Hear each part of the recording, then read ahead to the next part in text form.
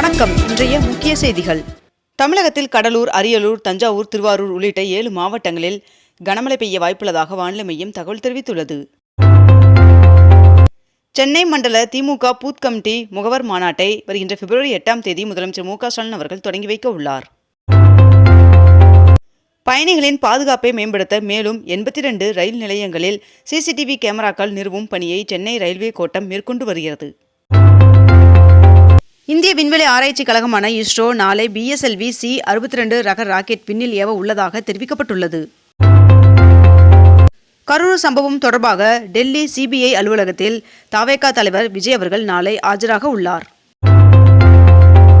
அயோத்தி ராமர் கோவிலின் 15 கிலோமீட்டர் சுற்றளவு பகுதியில் அசைவ உணவுகளுக்கு தடை விதிக்கப்பட்டுள்ளது. சபரிமலை ஐயப்பன் சுவாமி கோவிலில் மகரவிளக்கு பூஜைக்கு ஆன்லைன் முன்பதிவு இல்லாமல் வரும் பக்தர்களுக்கு அனுமதி கிடையாது என்று தெரிவிக்கப்பட்டுள்ளது. மனிதர்களை விண்வெளிக்கு அனுப்பும் ககன்யான் திட்டம் அடுத்த ஆண்டு செயல்படுத்தப்படும் என்று தெரிவிக்கப்பட்டுள்ளது. இன்று சென்னை போரூர் மற்றும் வடபழனி இடையே முதல் முறையாக சோதனை மெட்ரோ ரயில் ஓட்டம் நடத்தப்பட உள்ளதாக சென்னை மெட்ரோ ரயில் நிர்வாகம் தெரிவித்துள்ளது. அரசு டெண்டர்களில் சீன நிறுவனங்கள் பங்கேற்க விதிக்கப்பட்டிருந்த கட்டுப்பாடுகளை தளர்த்த ஒன்றிய அரசு திட்டமிட்டுள்ளதாக தகவல் வெளியாகியுள்ளது. பூவிருந்தவல்லி போரூர் இடையிலான மெட்ரோ ரயில் சேவைக்கு தற்காலிக பாதுகாப்பு சான்றிதழ் வழங்கியது ரயில்வே வாரியம். மத்திய உள்துறை அமைச்சர் அமித்ஷா அவர்கள் இன்று கேரள மாநிலத்திற்கு செல்வதாக தகவல் வெளியாகியுள்ளது. நீலகிரி மாவட்டம் கூடலூரில் உள்ள தனியார் பள்ளியின் பொன்விழா நிகழ்ச்சியில் பங்கேற்பதற்காக வருகின்ற 13ஆம் தேதி மக்களவை எதிர்க்கட்சித் தலைவர் ராகுல் காந்தி அவர்கள் தமிழ்நாடு வருகை தர உள்ளதாக தகவல் வெளியாகியுள்ளது. பயணிகளிடம் சோதனை நடத்த சென்னை விமான நிலையத்தில் புதிய கேமரா அறிமுகம் செய்யப்பட்டுள்ளதாக தகவல் தெரிவிக்கப்பட்டுள்ளது. மதுரை மீனாட்சியம்மன் சுவாமி கோவிலில் ஜீவராசிகளுக்கு படியலுக்கும் அஷ்டமி சப்பரத் திருவிழா நடைபெற உள்ளதாக தெரிவிக்கப்பட்டுள்ளது. மக்கள் தொகை கணக்கெடுப்புடன் சாதிவாரி கணக்கெடுப்பு நடத்துவதற்கு முதலமைச்சர் மு.க.ஸ்டாலின் அவர்கள் வரவேற்பு அளித்துள்ளார். இந்தியாவில் பெண்களுக்கான சிறந்த நகரங்கள் என்ற பட்டியலில் தேசிய அளவில் சென்னை 2வது இடமும் கோவை 10வது இடமும் பிடித்து சாதனை படைத்துள்ளதாக தகவல் வெளியாகியுள்ளது. தமிழ்நாடெங்கும் திருக்குறள் திருவிழாவை முதலமைச்சர் மு.க.ஸ்டாலின் அவர்கள் தொடங்கி வைத்தார். கொளத்தூர் சட்டமன்ற தொகுதி அலுவலகத்தில் முதலமைச்சர் மு.க.ஸ்டாலின் அவர்கள் பொதுமக்களுடன் பொங்கல் கொண்டாடினார்.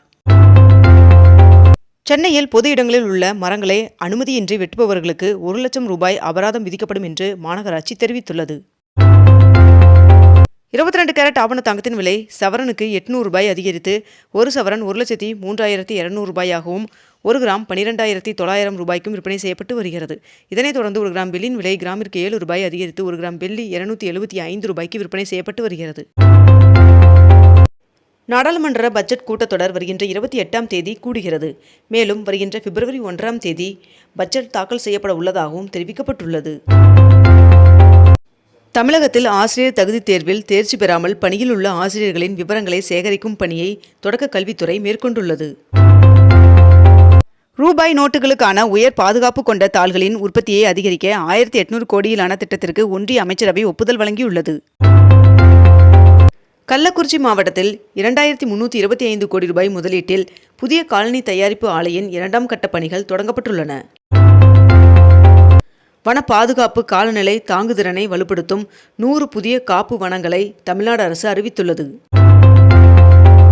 பாமக சார்பில் போட்டியிட இதுவரை 2045 பேர் விருப்ப மனுக்கள் தாக்கல் செய்துள்ளனர் என்று பாமக நிறுவனர் ராமதாஸ் அவர்கள் தெரிவித்துள்ளார். திருச்செந்தூர் முருகன் சுவாமி கோவில் வருகின்ற ஜனவரி 15ஆம் தேதி தைப்பொங்கல் அன்று அதிகாலை 1 மணிக்கு நடை திறக்கப்பட உள்ளதாக தகவல் தெரிவிக்கப்பட்டுள்ளது. 98வது ஆஸ்கர் விருதில் சிறந்த படத்திற்கான பட்டியலில் டூரிஸ்ட் ஃபேமிலி திரைப்படம் தேர்வாகியுள்ளது. பொங்கல் பண்டிகையை முன்னிட்டு பயணிகள் வசதிக்காக கூடுதலாக மேற்கண்ட இந்த 4 சிறப்பு ரயில்களை தெற்கு ரயில்வே அறிவித்துள்ளது. திருப்பதி ஏழுமலையான் சுவாமி கோவிலில் வருகின்ற 25ஆம் தேதி ரத சப்தமி நடக்க உள்ளது. இதனையொட்டி அன்றைய தினம் அர்ஜித சேவை சிறப்பு தரிசனங்கள் ரத்து செய்யப்பட்டுள்ளது. தமிழ்நாட்டில் வரைவு வாக்காளர் பட்டியல் வெளியிட்ட பின் இதுவரை 12,27,321 பேர் பெயர் சேர்க்க மற்றும் நீக்க விண்ணப்பித்துள்ளனர் என்று தெரிவிக்கப்பட்டுள்ளது. கொடைக்கானலில் ரோப்கார் திட்டம் குறித்து அதிகாரிகள் மற்றும் தொழில்நுட்ப குழுவினர் ஆய்வு மேற்கொண்டுள்ளனர். ஈரோடு சந்தையில் மஞ்சள் விலை குவிண்டாலுக்கு 500 ரூபாய் அதிகரித்து 16,500ஆக விற்பனையானது. மாமல்லபுரத்தில் 90 கோடி ரூபாய் மதிப்பீட்டில் நவீன பேருந்து நிலையம் அமைக்கும் பணி தீவிரமாக நடைபெற்று வருகிறது. மேலும் இப்பணி ஜூலை மாதத்திற்குள் முடிக்கப்படும் என்று தகவல் தெரிவிக்கப்பட்டுள்ளது. சூறைக்காற்று மற்றும் புயல் எச்சரிக்கையின் காரணமாக நாகப்பட்டினம் மீனவர்கள் கடலுக்கு செல்லவில்லை. தமிழ்நாடு அரசின் உறுதியளிக்கப்பட்ட ஓய்வூதிய திட்டத்திற்கான அரசாணை 2 வாரங்களில் வெளியிடப்படும் என்று அரசு தெரிவித்துள்ளது. உங்கள் கனவே சொல்லுங்கள் திட்டத்தை முதலமைச்சர் மு.க. ஸ்டாலின் அவர்கள் தொடங்கி வைத்துள்ளார். பொங்கல் பண்டிகையை முன்னிட்டு மதுரை அவனியாபுரத்தில் வருகின்ற 15ஆம் தேதியும், பாலமேட்டில் 16ஆம் தேதியும், அலங்காநல்லூரில் 17ஆம் தேதியும் ஜல்லிக்கட்டு போட்டி நடைபெற உள்ளது. சென்னை மெரினா கடற்கரையில் 300 கடைகளுக்கு மட்டுமே அனுமதி வழங்க சென்னை மாநகராட்சிக்கு ஹைகோர்ட் உத்தரவிட்டுள்ளது. தமிழகத்தில் புகையில்லா போகி பண்டிகையை கொண்டாட பொதுமக்களுக்கு தமிழ்நாடு மாசு கட்டுப்பாட்டு வாரியம் வேண்டுகோள் விடுத்துள்ளது. மதுரையில் நடைபெற உள்ள ஜல்லிக்கட்டு போட்டியில் பங்கேற்க 12,000 காளைகள், 5,000 மாடுபிடி வீரர்கள் முன்பதிவு செய்துள்ளனர். நாமக்கல்லில் முட்டை ஒன்றின் பண்ணை கொள்முதல் விலை 20 காசுகள் குறைந்து ₹5.60 நிர்ணயம் செய்யப்பட்டுள்ளது. சென்னை சைதாப்பேட்டையில் 20 கோடியில் 25,000 சதுரடி பரப்பளவில் அதிநவீன இறைச்சி கூடம் அமைக்க அடிக்கல் நாட்டப்பட்டது. தமிழ்நாடு முழுவதும் 5 நாட்களுக்குள் பொங்கல் பரிசு வழங்கப்பட்டுவிடும் என்று துணை முதல்வர் உதயநிதி ஸ்டாலின் அவர்கள் தெரிவித்துள்ளார். சென்னையில் இன்று வாக்காளர் பட்டியல் திருத்த சிறப்பு முகாம் நடைபெறும் என்று அறிவிக்கப்பட்டுள்ளது. கரூர் கூட்ட நெரிசல் வழக்கில் தவேக நிர்வாகிகள், நெடுஞ்சாலை அதிகாரிகள் உட்பட 15 பேர் சிபிஐ விசாரணைக்கு ஆஜராகியுள்ளனர்.